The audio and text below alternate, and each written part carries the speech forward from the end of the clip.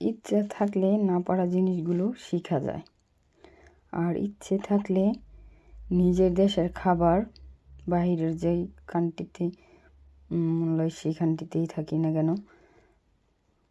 বানিয়ে খাওয়া যায় দেশের খাবার। তো আজকে আমি বালাচাও বানাইতেছি নিউজিল্যান্ডে। এই যে পেঁয়াজ বেরেস্তা করছি, তারপর রসুন বেরেস্তা, এগুলো চিংড়ি মাছ এই দেখেন মচ হয়ে গেছে ভেজে, তারপর মরিচ নিছি, লবণ। এখন আমি এগুলো মাখাবো। এই যে আমার বালাচাও কমপ্লিট।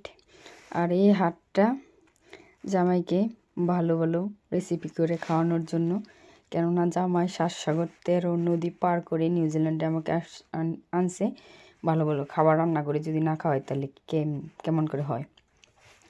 তো এই যে এই রেসিপিটা, বালাচাও রেসিপিটা আমি অনেক দিন ধরে দেখতেছি, অনেক পেজে বেছে, তো চিন্তা করলাম পেজে বেছে তো ওরা আমি পারবো না কেন, তাও আমি ট্রাই করছি, আলহামদুলিল্লাহ সুন্দর হয়েছে। এই যে দেখেন। আর এগুলা নর্মাল ফ্রিজে 1 মাসের মতো রেখে খাওয়া যাবে, আর এমনিতে 1 সপ্তাহ, 1 সপ্তাহের ভিতর দেখেন মাশাল্লাহ অনেক লোভনীয় আর ইয়াম্মি হয়েছে।